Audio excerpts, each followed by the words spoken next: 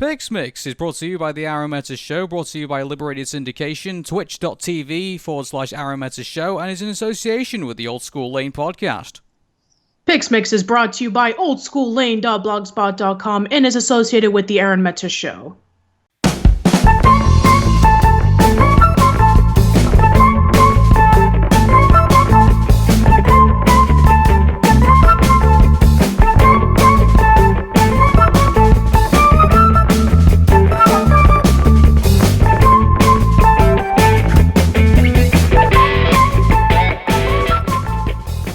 Welcome to PixMix. My name is Arun. My name is Patricia. And people might be confused about the length of the first episode of this. So basically what we're going to do is, I think we're going to call them PixMinis.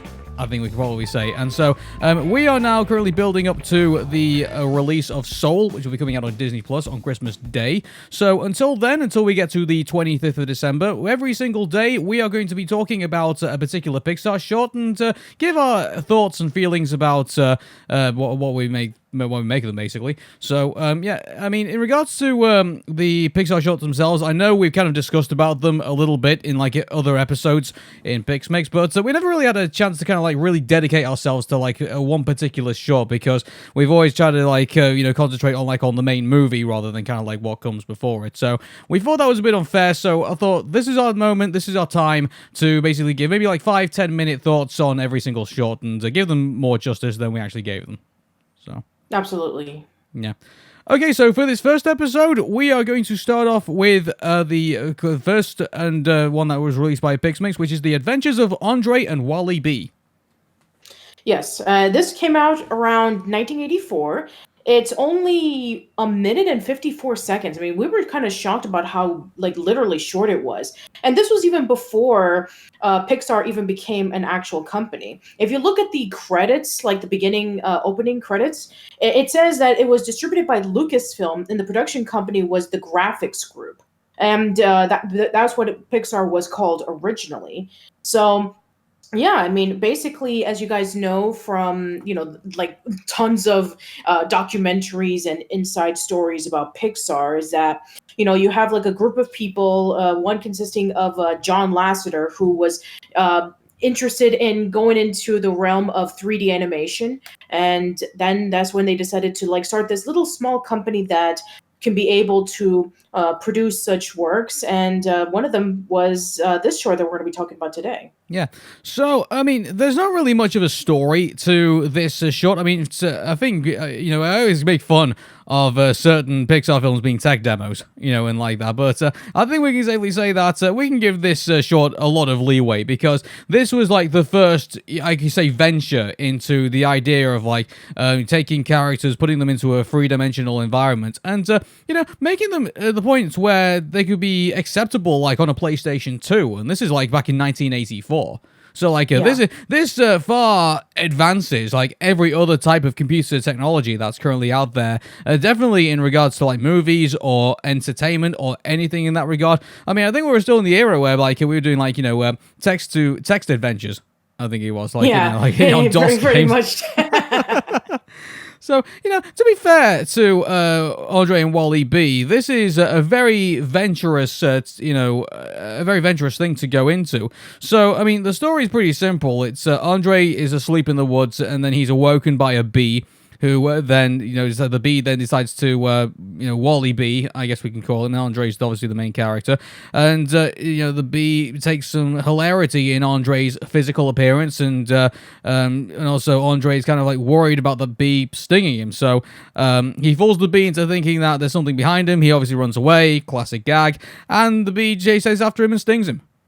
So. Yeah, and that's pretty much it. That is the whole plot of the story. And riveting. Yeah, I know.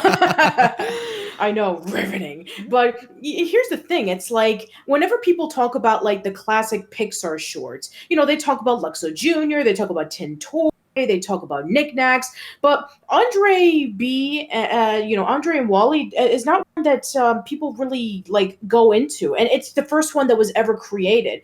And yeah, it's true that they did get better when it came to technology wise and storytelling wise, but it's not to say that it doesn't have its roots grounded where Pixar would be coming in later on. And yeah, it's true that when it comes to like the essential classic Pixar shorts, the stuff that came out before Toy Story, it's definitely not one that you're going to be remembering. I would say that it's definitely the weakest amongst all of the other ones. I mean, especially since Well, this was their first you attempt. got to be fair to it though. Like this is the first adventure. Like That's true, yes. going into it, and this is even before Pixar was even Pixar at this point. So, Exactly. There were known that's as an the interesting graphics debate in group. itself. Can we actually? I mean, did this actually come out in front of a movie?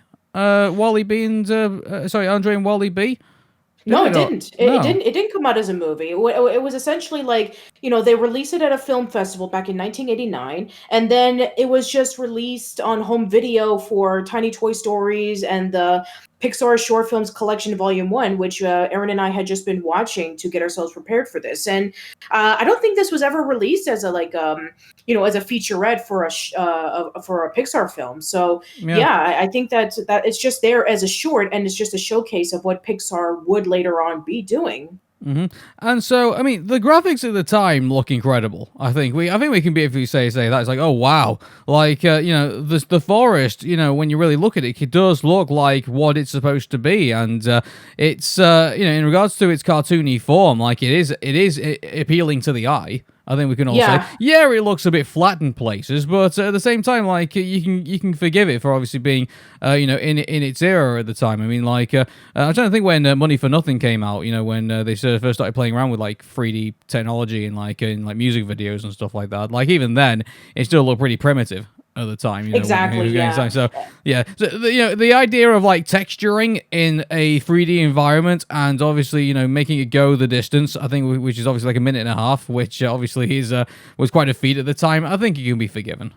I Oh think. yeah, for sure. And you guys know that usually, it's kind of akin to what would be in stop motion, in which like, every few seconds of animation would take hours upon hours to do. And this was no exception. I'm sure that they had to use the limitations of what they had. I mean, remember, this was 1984. They had to use like old supercomputers that would be like the size of like your bedroom, and also they were using technology that has never been showcased before, that they didn't have like a foundation. They just had to do what they felt was proper to push the boundaries of what animation was. I mean, as you guys know, that one of the inspirations for John Lasseter to help co-found Pixar was Tron. And Tron was very revolutionary in its 3D effects and showcasing that we can be able to push computers into new directions that have never been shown before.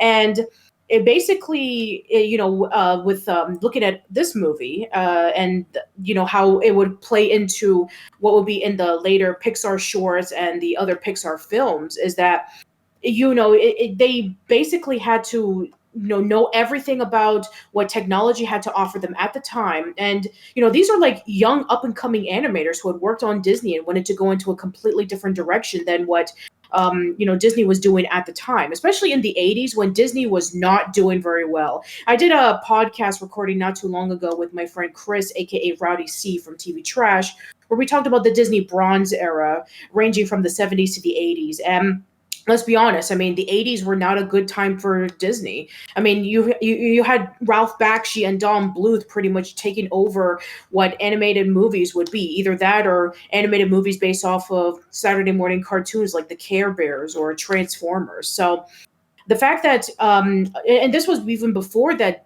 Disney would buy the rights to Pixar, so this was like a small little independent company that was trying to go above and beyond what anybody else was doing, and they should be really commended for it. hmm Yeah, so that's pretty much our thoughts on Andre and Wally B. I mean, it was the first step, and a very important first step as well. And we will then be going on to what will be the second step. So tune in for that next episode. All right, well, until then, catch you later.